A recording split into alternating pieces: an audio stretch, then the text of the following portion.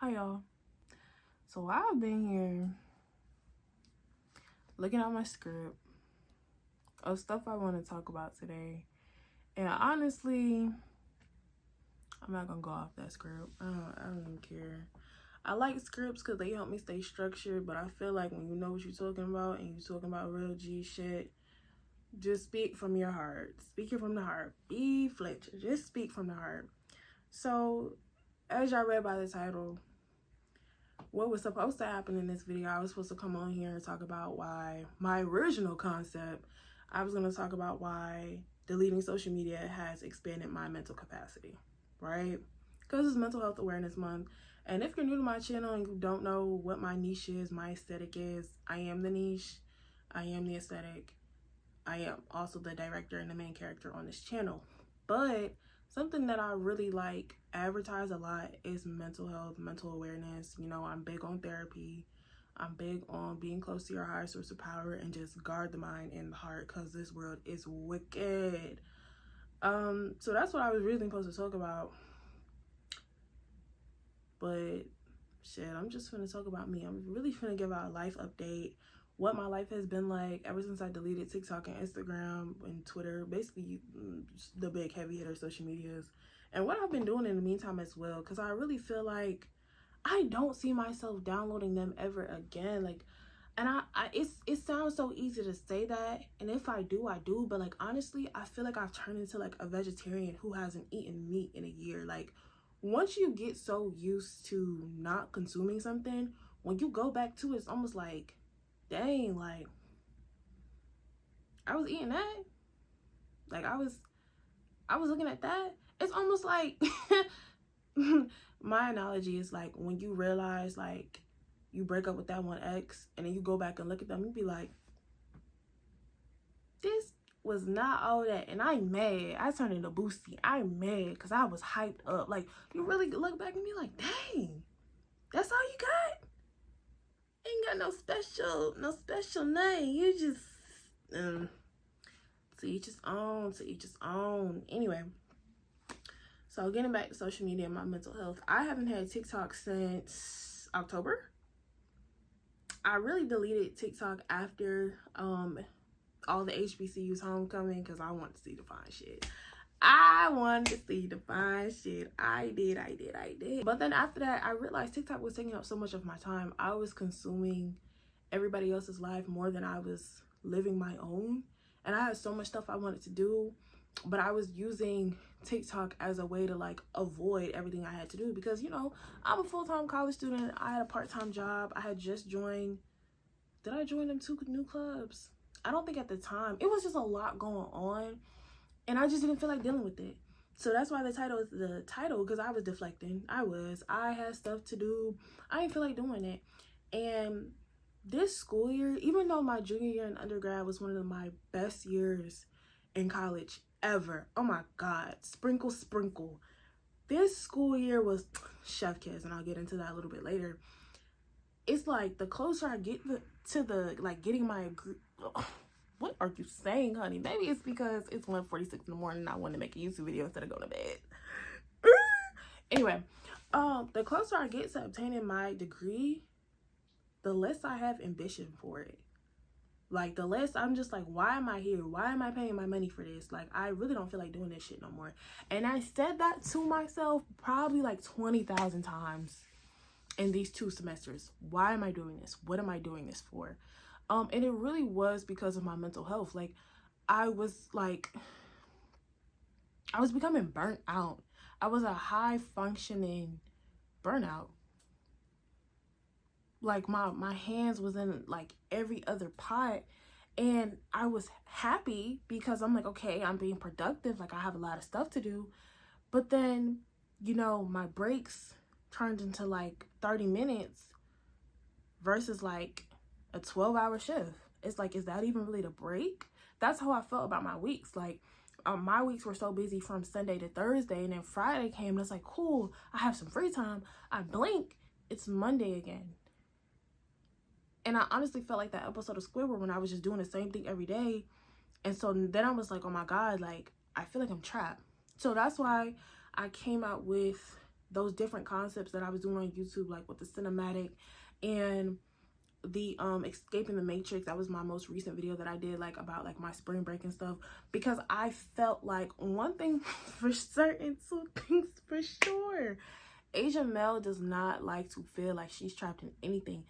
I don't like feeling controlled. I do not like feeling like the hamster on a hamster wheel. I literally start bugging out, because why the hell am I doing the same thing every day? For what? I need to switch it up. We need to do something different. So in a way, it was helping me creatively, because I was doing the same thing every single day. When it came to my YouTube channel, I was like, okay, I gotta do something different. So I was pulling concepts out my ass, and I really love the turn that my YouTube channel took with like the cinematic storytelling, like chef kiss. We can move away from the real issue for only so long until eventually we have to come back to why we feel like this in the first place. So why do I feel like this? Let's talk about it. I'm a newly adult. I'm 21. I'm a rising senior now. Technically, I'm a senior, class of 2026. Stand up. Everyone stand up. I'm a senior in college. And, you know, the way the economy looking right now, I'm worried. The way the job market looking right now, I'm worried. Things not shaking how it used to be. And so, yeah, you know, I'm at the function. Where the fuck the function? I'm at the function. I'm on my homegirls. I'm eating good. I got my YouTube channel. I'm doing all this other stuff. It still doesn't break down the fact that I don't know what's going on. Now, I am in therapy. Part of the reason for my control issues. That has nothing to do with me now. That has to do with me as a little girl, and just feeling like everyone had a say over me. But the position that the world is in right now isn't helping me in my control issues, because it's more like I have to get something. I have to do something. Like, I have to do something. And so it took the toll on my mental health, because I did get more involved in my campus life, and I'm happy I did. I don't regret none of that. But then I just found myself like, so now what? One thing I can definitely say that helped my mental health this semester, these 2 semesters, having some good friends, having some good, real, genuine friends. And I'm gonna tell y'all exactly how I got them friends. I cut off all the weird hoes, and the only thing that was left was the real ones. Cut off the weird, leave the real. Because I had trust issues when it came to friends, but that's because I was surrounding myself with people based off potential versus the actions that they were doing. Potential is going to get your feelings hurt. Potential is going to get your heart broken. Potential, you're setting yourself up, essentially. When I looked at the actions and I looked at how people were treating me, potential went out the window. And I was left with a lot of heavy hitters. Like, honestly, this is probably the first year ever in my undergrad I did not fall out with no one. Everyone, me and everyone who I'm cool, we locked in. I'm talking about full time, no part time. They mess with me, I mess with them. Like, I gotten so much closer with my support system, and I understand how necessary it is as a Black woman. You need other Black women to support you. And they're my friends who I have right now. Thank you, Jesus, for them. Hold on, because it was times where I just wanted to talk to my friend. It was times where I just needed to be with my homegirls, like really just vent to them. And like, to say that like if I crash out right now, I got a few numbers in this phone that I can call up right now, and they gonna listen to me and be there for me. That ain't nothing but God. That ain't nothing but a good support system. So having real friends helped me. Getting back to social media though, staying off social media helped me a lot. It helped me a lot. Like I said, deleted TikTok. I deleted Instagram. My last post on Instagram was back in November before my 21st birthday. When Instagram, the only reason I really kept Instagram is to stay in contact with my YouTuber friends and my long distance friends. I really didn't want to, like, because that's how I would always like check up on them, like, hey girl, how you doing, da da da da, like, how's everything going, boom boom boom boom. And so I felt like if I delete that app, I'm essentially deleting our connection. And this is where I had an epiphany. This is where it really caught me. A lot of the times we holding on to these apps because we feel like we're connected. This is our connection. This is how we connect with people, through these apps. through these flat things that have so much storage and they cost so much money. This is how we connect with people. This is the only way we connect with people. If you don't have this, you don't have a life, technically. And I remember that's how it was in middle school. It's like you didn't have a phone, you didn't have a life. But we literally were living life before we got phones. Were we not? Were we not outside? Were we not coloring? Were we not fucking climbing trees and shit and swinging off tire swings like we damn Amazon? Or not Amazon, Tarzan. Where the hell Amazon come from? Who is Amazon? Who is Amazon? We must stay focused.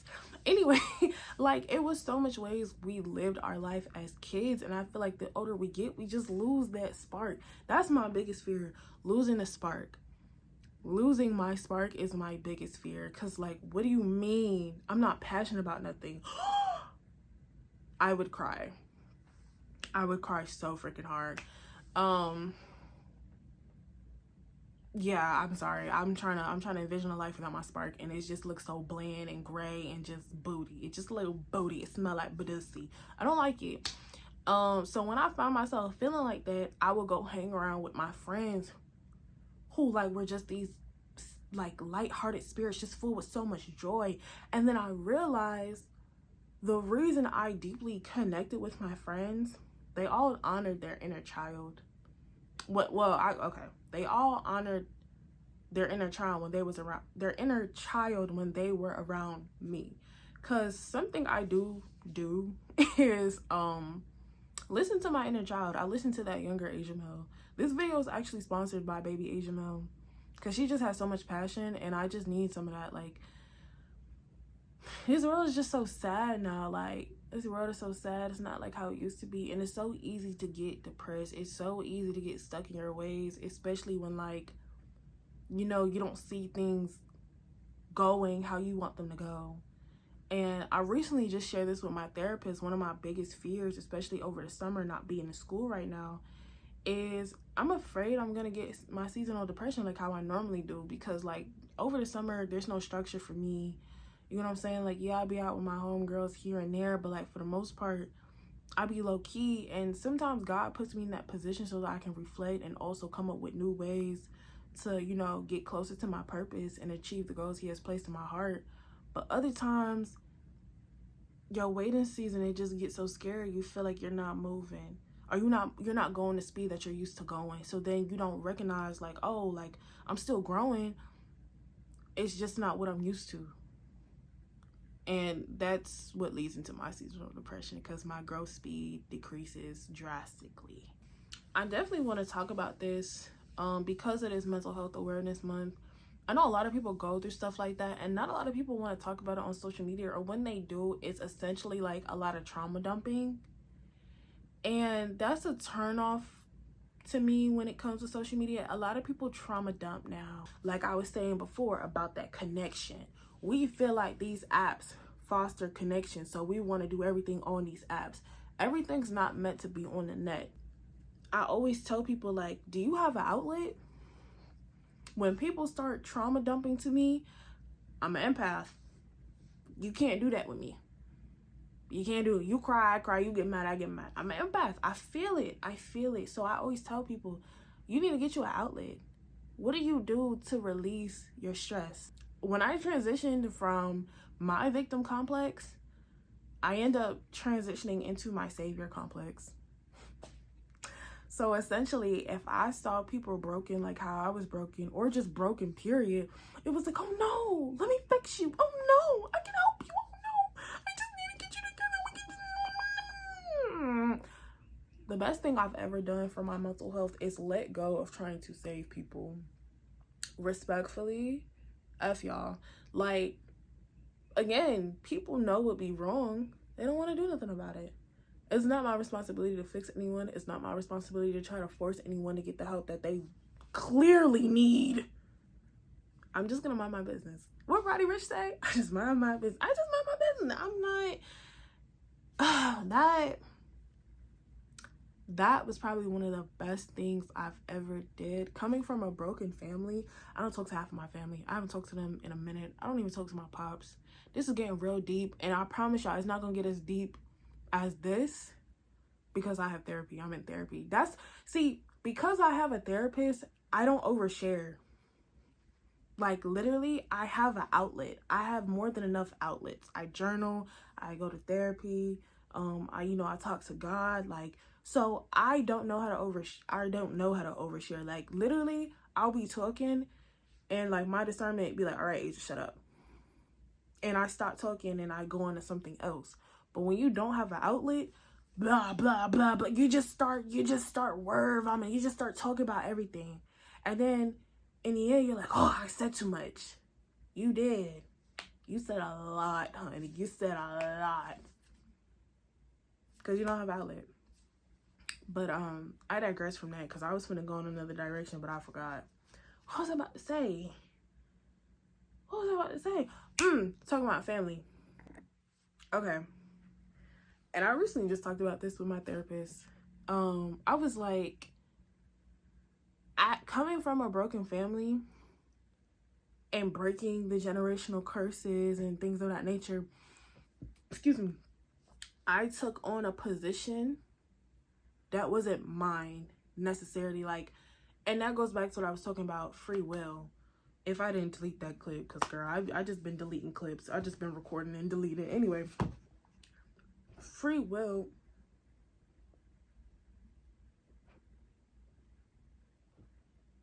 Oh, my dog's having a nightmare, baby. I got scared. Anyway, free will has been the greatest gift to me because before I felt like it was me. Mind you, I'm the baby on my mom's side of the family. I'm the youngest. And I felt like I saw everyone so broken. It was up to me to like bring the family together and help everyone talk to each other and understand why my aunties are like this and why my uncle's like that and then my grandma and da da da da. But I just told you I was an empath. I was taking on too much. And at the time, it made me feel so weak and inferior because it was just like, no, like I have to do this. Like, dang, like I can't even save my family. Like, what's my worth? I don't have any worth if I can't save my family. I have so much worth. I didn't know that at the time, but I know that now. I have so much worth. My identity and my power is not aligned with what I can do for other people or how many people I can save. Like, I am powerful because I am me, because I have overcome all the things that I have went through. I have not let them deter me from my success in life and where I'm going. That's why I'm powerful. But back then, it was almost like I needed a couple notches under my belt to prove to myself that I was worthy. And I just didn't believe that life was worth living if I wasn't saving anyone. So essentially, when I moved away from family, from trying to save my family, then it turned into trying to save my friends, trying to save my romantic partners. And now, baby, when I say Asian Mill's not saving shit, I don't even save fucking food. I eat all my food at the damn plate, ho. I pay for it. Unless it's like those really big portions, then I split my plate in half and I keep my leftovers. Other than that, girl, I eat everything up. Like, I just be like, I don't have to do shit. I'm in my selfish era. I really don't have to do a goddamn thing if I don't want to. So what I've been doing to like help with my mental health, yeah, I started reading out loud again, not having social media. And like the fun of just looking up words. Because I feel like I'm always a student. I'm always going to be a student. Everyone's always going to be a student. Like, you're never too old. You're never too young to learn something.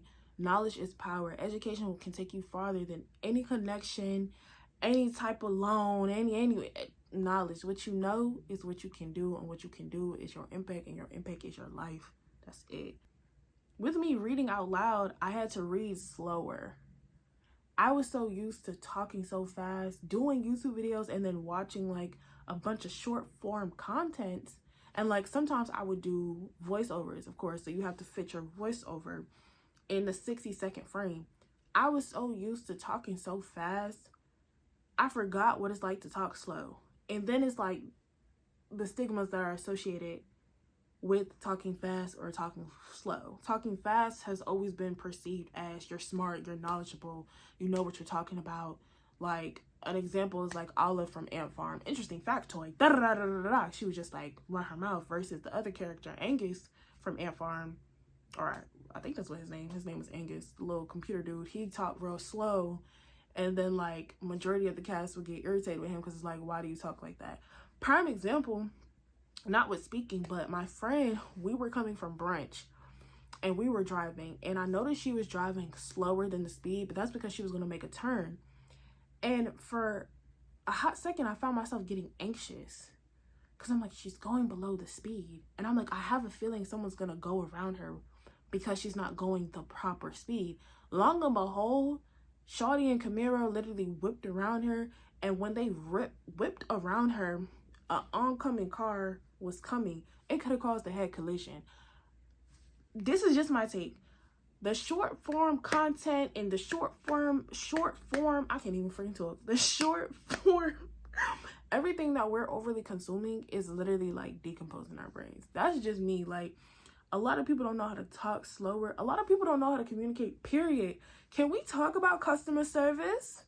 Even them girls I made, not McDonald's, Chick-fil-A talking about my pleasure. Is it really a pleasure? Because I feel like some under spirit and you just put that on my chicken sandwich deluxe. I don't like that, Brittany. I don't like that.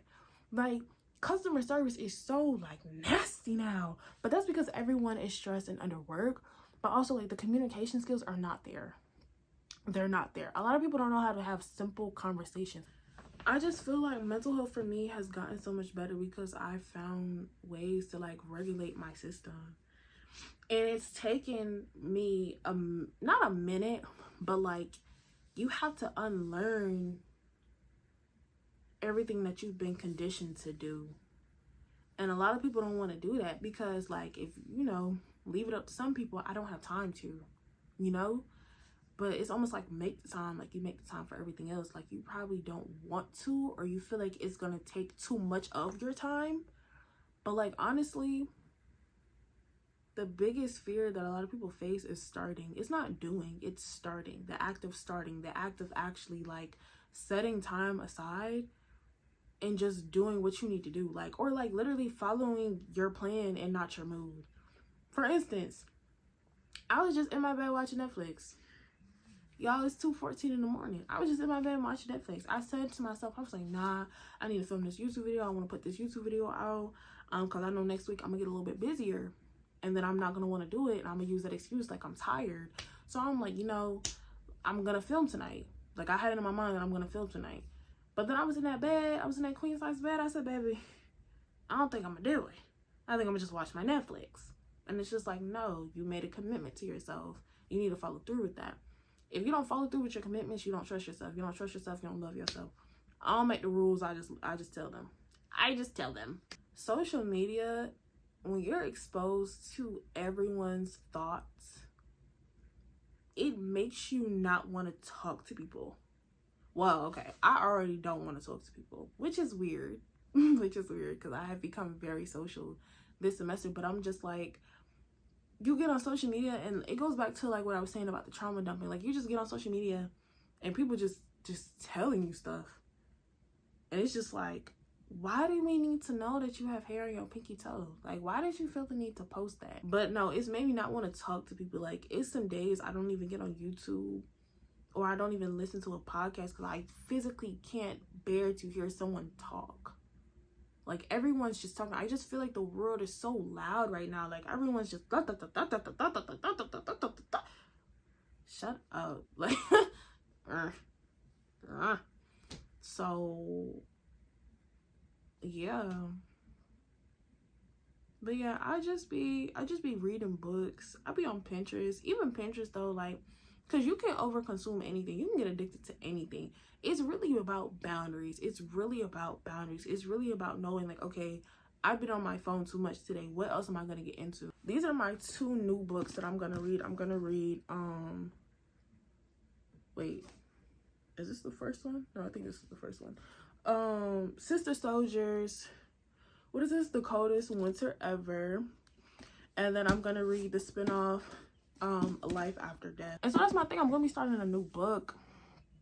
I have a book that I downloaded on my iPad, and I recently just discovered I hate reading off of my iPad. I need a physical book. I need a, like, this my money spread. I need this because, like, reading off of my iPad, I just feel like one of them 2012 babies, like, just glued to the iPad. Oh, 2012, they aren't babies no more, right? Shit, babies to me. Anybody under 18, you are a baby. Anyway, but yeah, no, I have this really good book that I downloaded on my iPad, and it's free, but I don't like being on my iPad. Like, social media has literally not made me want to listen to people's talk. I don't want to overconsume. I don't like the trauma dumping. I don't like being on my electronics too much. Like, I'm really getting back out there in the field. Like, I really want to go, like, on walks. Like, summertime, last year, me and my family, we started this thing where, like, we would leave our phones in the house and we would go on walks around the neighborhood with the dogs. We need to start that back up again. But lately, since I've been home, it's been raining and storming, like, really bad. Don't know what that's about. Maybe Mother Nature is trying to cleanse. I got tired of the person I was becoming when I was glued to social media, and so I just broke away. And, you know, if you into that, you can too. Like, it's really not hard. Is that all I gotta say? I feel like that's all I gotta say, y'all. Like, I don't even like over talking in videos anymore. I made my point. I made my point very clear. Yeah, this video was supposed to be about me deflecting, but I chose to talk about mental health instead, and just let y'all know, like, life gets better. Life's not bad. You just need to get off that phone. I need to figure out a thumbnail for this video. I swear, I be sucking at thumbnails. Thank y'all for tuning into this video. I hope y'all took something away from this. And if you want to, like, have a conversation in the comments, I'm totally down for that. I love the comments. I love the comments. I be in everybody's comments because I just love the comments. Yeah. I'll see y'all later. Bye.